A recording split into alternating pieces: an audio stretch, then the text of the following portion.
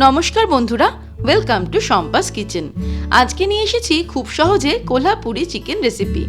প্রতিদিনের একঘেয়েমি চিকেন রান্নার বদলে এই কোলহাপুরি চিকেনের অভিনব স্বাদ আশা রাখি পরিবারের সকলেই উপভোগ করবেন।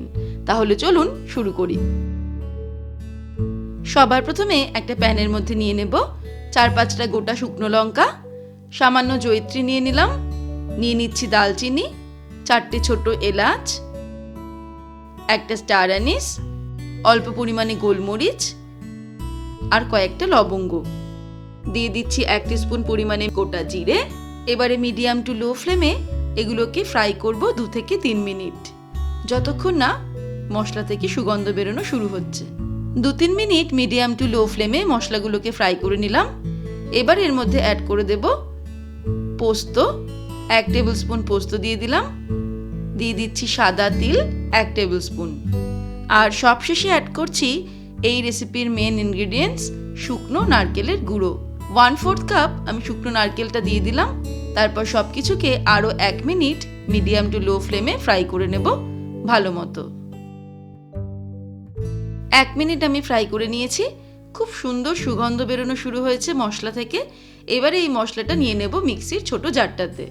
মিক্সির জারে এই সমস্ত মশলাটা নিয়ে নেওয়ার পর ঢাকনা বন্ধ করে গুঁড়ো করে নিয়ে ফিরে আসছি। এবারে এই গুঁড়ো মশলা থেকে 1 টেবিল স্পুন মশলা আমি তুলে রাখবো, আর বাকি মশলাতে অল্প জল অ্যাড করে একটা স্মুথ মশলার পেস্ট তৈরি করে নেব। এবারে একটা বোলের মধ্যে নিয়ে নিয়েছি 750 গ্রাম চিকেন, ভালো করে ধুয়ে জলটাকে ঝরিয়ে নিয়েছি। চিকেনের মধ্যে দিয়ে দেব 1/2 টিস্পুন হলুদ গুঁড়ো, দিয়ে দিচ্ছি 1/2 teaspoon Kashmiri red chilli powder, এটা কালারের জন্য, আর দিয়ে দিচ্ছি 1 টেবিল স্পুন কোলহাপুরি চিকেন স্পেশালের মশলা, যেটা আমি এক্ষুনি তৈরি করলাম সেটা। তারপরে ভালো করে চিকেনের সাথে সবকিছুকে মাখিয়ে নিয়ে জাস্ট 10 মিনিট রেখে দিয়ে রান্নাটা শুরু করব। 10 মিনিট হয়ে গেলে এবারে প্যান গরম করে তার মধ্যে দিয়ে দেব refined oil, 3 tablespoon refined oil দিয়ে দেব।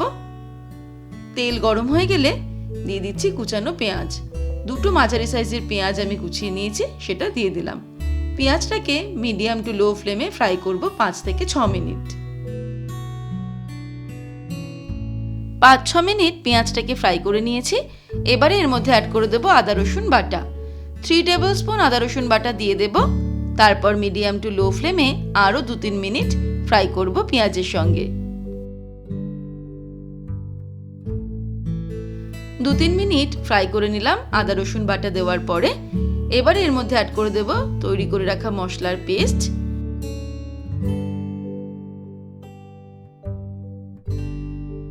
তারপর মশলার বাটিটা ধুয়ে অল্প একটু জলও এর মধ্যে অ্যাড করে দেব।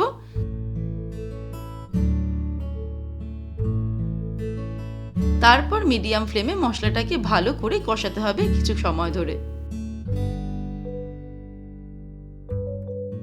মশলা কষানোর সময়ই এর মধ্যে অ্যাড করে দেব টমেটো পেস্ট, একটা মাঝারি সাইজের টমেটো পেস্ট করে নিয়েছি মিক্সিতে, সেটা দিয়ে দিলাম।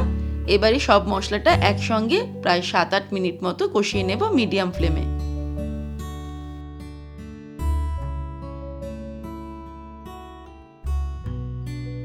প্রায় 7-8 মিনিট মশলাটাকে কষিয়ে নিয়েছি ভালো করে, মশলা থেকে তেল ছাড়তে শুরু করেছে। এবারে এর মধ্যে ম্যারিনেট করে রাখা চিকেনটা দিয়ে দেব।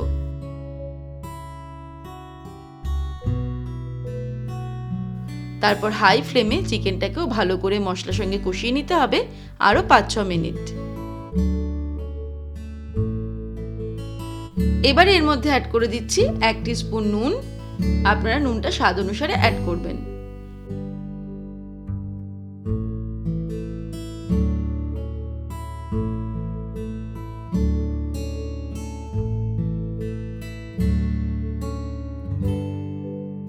মাংস কষানো কমপ্লিট। এবারে এর মধ্যে অ্যাড করে দেব জল। আমি এই ম্যারিনেশনের বোল ধোয়া জলটা এর মধ্যে অ্যাড করে দিলাম। যে পরিমাণ আমাদের গ্রেভি লাগবে সেই পরিমাণে জল অ্যাড করতে হবে।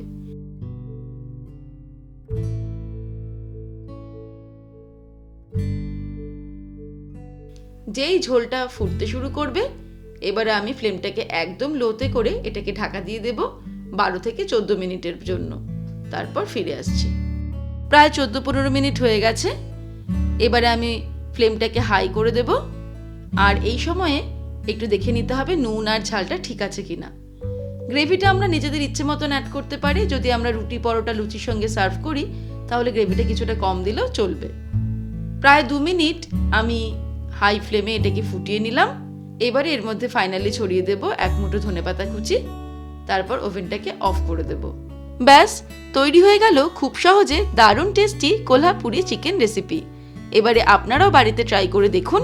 আশা রাখি একঘেয়েমি চিকেনের রান্নার বদলে এই কোলহাপুরি চিকেনের স্বাদ সবারই খুব ভালো লাগবে। তাহলে দর্শক বন্ধুরা, আজকের এই রেসিপি আপনাদের কেমন লাগলো আমাকে ভিডিওর নিচে কমেন্ট সেকশনে কমেন্ট করে জানাবেন। ভালো লাগলে লাইক করার অনুরোধ রইল, আর বন্ধুদের সঙ্গে কিন্তু অবশ্যই শেয়ার করুন। ভালো থাকবেন, সুস্থ থাকবেন। আমি আবার হাজির হব নতুন নতুন রেসিপির সঙ্গে। নমস্কার।